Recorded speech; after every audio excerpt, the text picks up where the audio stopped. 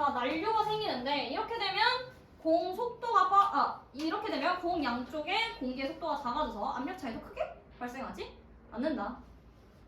그러니까 난류가 하지만 속도가 느려져 공 주변의 난류가 사라지면 압력 차이가 커지므로 공이 휘면서 날아간다. 실험 결과 공의 속도가 1108km/h보다 빠르면 난류가 발생한다고 한다. 자, 이거를 어떻게 정리하는 게 좋을까? 여기까지 내용을. 자, 난류라는 애가 있어. 난류가 마그누스, 즉 휘는 효과에 영향을 줘. 근데 자, 108km를 중심으로 이거보다 만약 높아. 그러면 생겨 안 생겨 난류가? 난류가 생겨 안 생겨?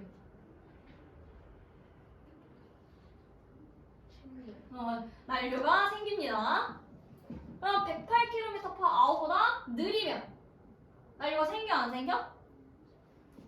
요거를 중심으로 난류가 생기는지 안 생기는지지. 자, 근데 난류가 사라지면 압력 차이가 커진대. 자, 사라졌을 때 압력이 어떻게 된다고? 커져. 그래서 공이 휘어. 그럼 반대로 난류가 있을 때는 어때? 압력이 낮으니까 공이 휘지 않아. 그러니까 우리한테 중요한 건 뭐야? 108km보다 속도가 느린 게 중요한 거야. 이거 정리했지? 얘자 화면에 이거까지 보여. 이거까지 나와. 오케이. 자, 만약 어떤 축구 선수가 120km/h 속도로 공을 찼대. 처음에는 120km 나온 거야. 딱 맞았으니까 벅. 근데 공이 뜨면서 점점 속도가 낮아지겠지. 119, 118, 117 하다가 어느 순간 여기쯤 갔을 때 108을 내려갈 거야. 그러면 그 순간 108보다 낮아질 순간 뭐가 생겨? 뭐가 생겨? 뭐가 생겨? 난류가 생겨. 난류가 생기면 어떻게 돼? 압력이 커져. 압력이 커져. 난류가 생기면. 그러면 공이 휘는 거야. 오케이, 이해돼? 오케이, 다시 처음부터. 자, 난류가 생겨. 언제? 공의 속도가 빠르면 생겨. 이렇게 되면 공 양쪽의 속도 차이가 적어서 압력. 근데 잠깐만. 난류가 생기는 경우지. 이러면 압력 차이가 어떻게 되네?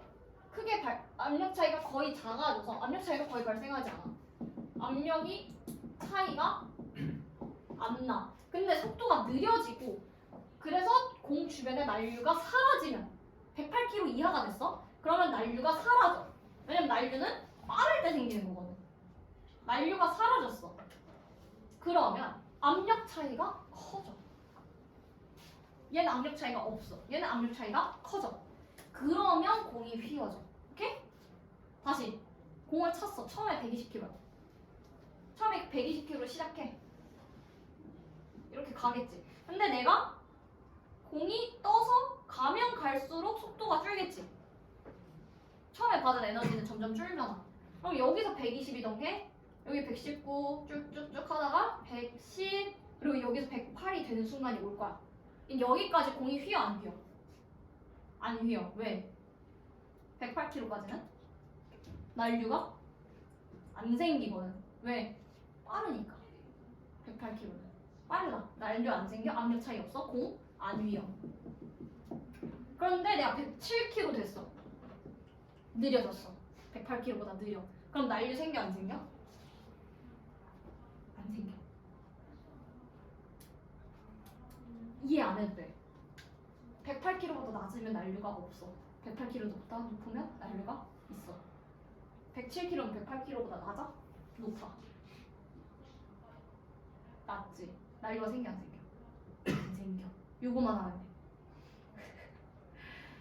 헷갈려?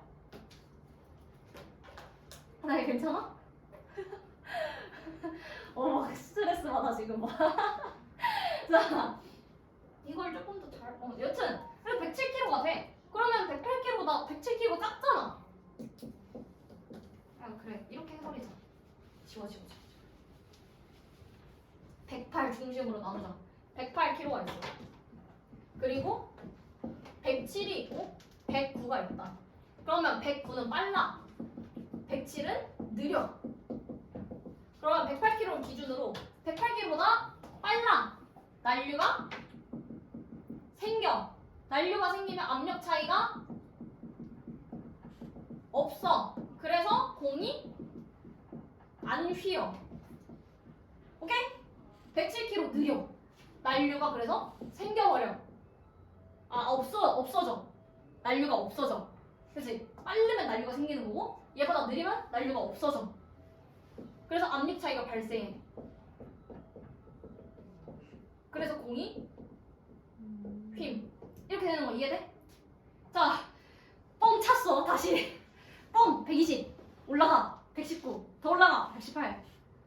가. 117. 줄줄줄 가다가 한 저기쯤 가서 여기쯤 왔어. 110. 109. 108 왔어. 여기까지 난류 있어 없어? 있어. 그러면 공이 휘어 안 휘어? 안 휘어. 107 왔어. 난류 생겨 안 생겨? 안 생겨. 압력차 커져 작아져? 커져. 그러면 공이 휘어 안 휘어? 여기서 갑자기 이렇게 된다는 거야. 얘가 가던 방향으로 안 가고. 오케이? 자, 그래서 마지막 여기 봅시다. 처음에는 직선으로 잘 날아가고 있다가 갑자기 휜다는 거야. 그러면 사실 나한테 공이 이렇게 오잖아? 그러면 내가 맞을 거라고 생각하지 않겠어, 당연히? 그럼 나 이렇게 피하겠지. 안 맞으려고. 근데 얘가 여기서 갑자기 108kg 돼서 이렇게 돼버렸다는 거야. 그럼 난 피하려고 간 건데 뻑 맞아버리는 거지. 오케이? 이해돼?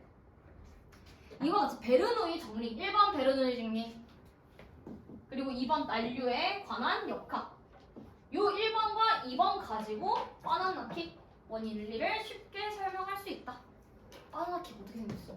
과자. 그렇지. 다 이유가 있는 거야. 자, 그래서 아까 전에 이걸 보면, 자, 이 그림을 보면은 이게 데이비드 베컴인 거지. 노란색 옷 입은 사람이. 차. 여기서 120이야. 119, 118, 쭉쭉쭉 110, 109, 108. 직선이야. 그러면 이 사람이 생각했을 때 어떡하겠어? 뭔가 직선 슝 요 정도로 오지 않을까 싶은 거지. 그런데 문제가 뭐야? 지금 공 어디로 왔어? 슝? 이래버리면 골키퍼 이쪽으로 오겠지? 이렇게 왔는데 못 맞고 공이 날 지나서 슝 가버리는 거지. 그래서 이 선수가 좋은 평가를 받았던 거지. 골키퍼를 갖고 논 거지. 그래서 그런 얘기를 우리가 과학적으로 설명을 해보았다. 자, 그 다음 질문 가봅시다. 마찰력. 오늘이 좀 다 그거야. 과학. 너무 좋지.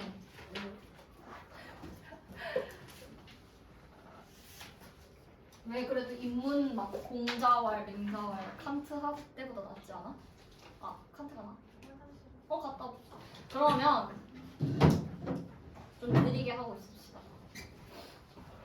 자, 마찰력과 일정사가 밀접하게 관련된 힘이래. 글태. 자, 대부분의 사람들은 마찰력이 운동을 방해하기 때문에 성가신 힘으로 인식하고 있어. 근데 여기서 우리가 무슨 의미를 깨달아야 되냐? 대부분 그래. 난 안 그래. 라는 뜻이야. 대부분 성가셔요. 근데 난 아니야. 복식 볼까? 따라서 마찰력은 우리 생활에 꼭 필요한 힘이기도 하다. 그러니까 이 사람이 하고 싶은 건 이거야. 근데 나 빼고 대부분은 이렇게 생각하더라. 그래서 대부분 어쩌고 이거를 영어에서는 영어 지문에는 most people 이라고 시작해. 이러면 이 얘기 안 한다는 소리야. 영어도 똑같아. 대부분의 사람들은 어쩌고저쩌고 첫 문장 시작한다? 이거 반대 1, 2, 3, 4, 5 중에 반대 얘기 하나 찾아서 고르면 그게 답이야. 그렇게 생각해? 나는 아니거든. 자, 그래서 마찰력을 없애거나 줄이기 위해 여러 가지 방법을 사용한다. 근데 여기서는 딱히 줄이거나 없애지 않을 거란 얘기야. 자, 표면을 매끄럽게 하기도 하고 비행기나 자동차의 모형을 유선형으로 만들어 마찰력을 줄이려고 애를 쓴다. 그러나 여기서부터 자기가 하고 싶은 말이야. 마찰력이 작은 얼음판 위를 걸어본 사람이라면 우리가 걸어다니는 길에 마찰력이 있다는 것을 고맙게 생각할걸? 그럼 마찰력이 우리 생활에 필요하다는 걸 한번 가봅시다 라는 얘기야. 겨울에 이번엔 눈 오고 막 얼음 얼었을 때 미끄럽잖아? 그때 마찰력이 있어야 미끄러지지 않고 우리가 걸을 수 있으니까 마찰력이 참 고마운 거 아니냐 라는 얘기를 하고 있습니다. 그 다음에 자, 마찰력은 왜 생기는 거냐? 이게 이 지문의 핵심이야. 왜 생기는 거야? 동그라미. 마찰력 왜 생기는데? 뭐 줄이거나 없애는 사람들도 있어. 근데 우리한테 꼭 필요하대. 왜? 왜 생기는데? 그게 뭔데? 가 이 지문의 중심이야. 자, 이게 뭐냐? 밑줄 세 번째 줄. 긁히고 떨어질 때 적용하는 힘.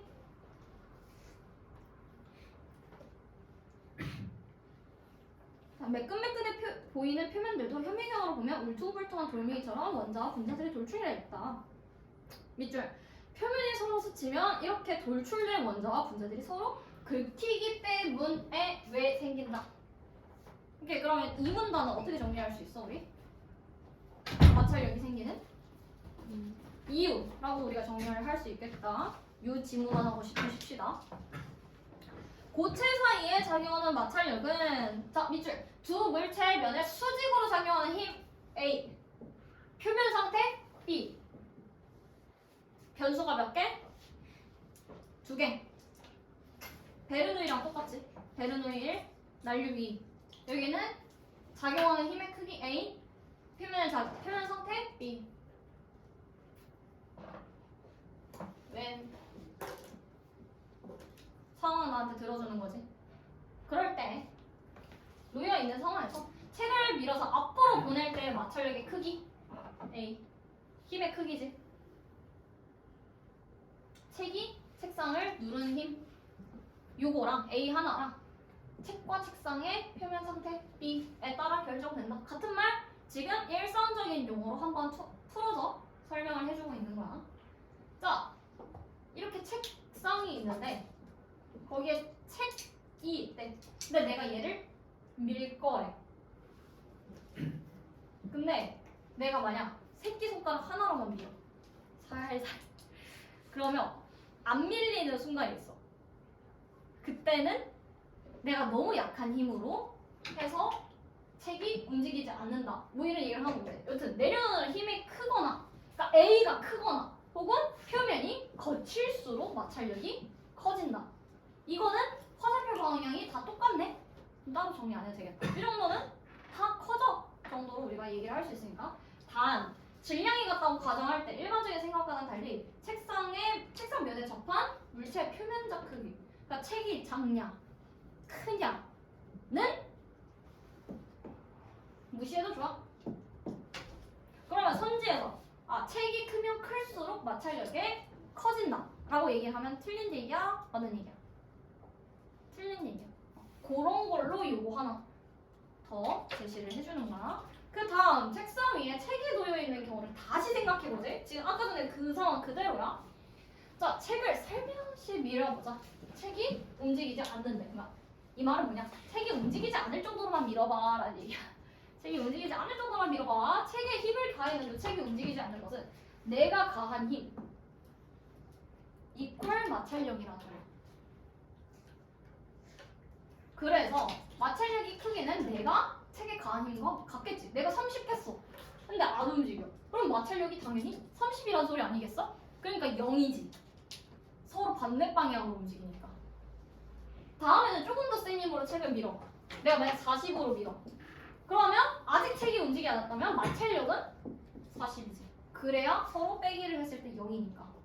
자, 이렇게 책에 가해지는 힘 A를 조금씩 세게 해. 그러면 마찰력도 좀 커져. 왜? 30 가했을 때 30.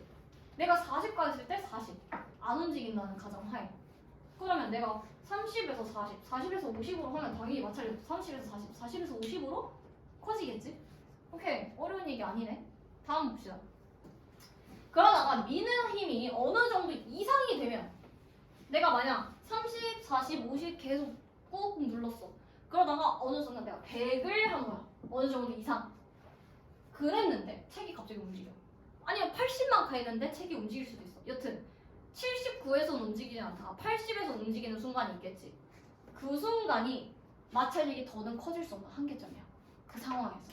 그랬을 때 밑줄 물체가 막 움직이기 시작할 때 마찰력을 뭐라고 부른다? 동그라미 최대 정지 마찰력이다 라고 부른다. 최대 정지 마찰력이 생기는 이유가 뭐야? 마찰력이 더 이상 커질 수 없기 때문이다. 그러니까 물체의 최대 정지 마찰력보다 더 작은 힘을 가해. 그러니까 최대 정지 마찰력이 99였어. 근데 내가 아까 30을 가했었지.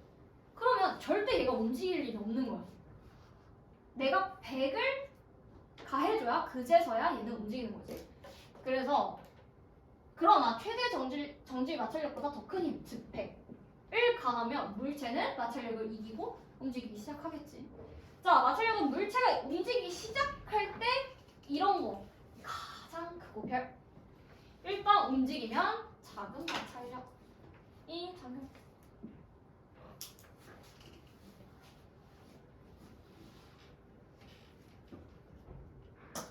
이거 왜겠어? 봐봐. 수직선상에 나타나보자. 수직선이 어디야? 쭉 해보자. 내가 만약 30을 가했어. 얘 한계점은 99야. 그럼 아까 전에 어떻게 말했어? 99 전에는 안 움직이겠지. 그럼 얘한테 작용하는 힘도 어때? 마찰력은? 얼마만큼인데? 30. 안 움직여? 40 가했어. 마찰력 어느 정도 작용해? 40. 움직여 안 움직여? 안 움직여. 내가 60 가했어. 마찰력 어느 정도? 그럼 마찰력이 어때? 계속 커지고 있지. 자, 80 마찰력도 80 98 마찰력도 98 아직 안 움직이지. 99가 했어. 마찰력도 얼마? 움직여 안 움직여? 아직 안 움직여. 100 움직여 안 움직여? 움직여. 왜? 얘가 할 수 있는 최대 힘은 99. 그럼 앞으로도 어떻게 되겠어? 99, 99, 99, 99. 그럼 제일 높은 때가 언제야? 이해돼? 이 순간이 가장 커. 근데 어떤데? 일단 움직였대. 내가 그럼 100에서 더 커졌어. 110 움직여. 그러면 얘가 99가 아니라는 거야. 점점 작은 마찰력이 작용하게 된다고. 그러면 가장 높을 때는 이때가 제일 높은 거네. 여기서부터 일단 움직였으니까 다시 작은 마찰력이 작용할 테니까. 이해돼? 자, 이렇게 끝났어. 별로 뭐 내용 있어? 근데 요게 제일 문제가 될 거야. 가장 커?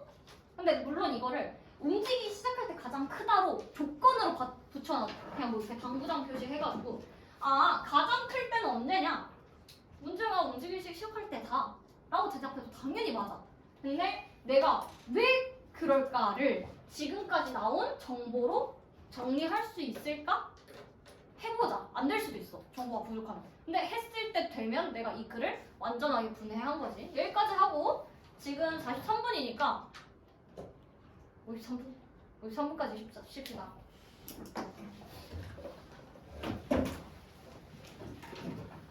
오늘 시험 보고 너무 수고 많았지?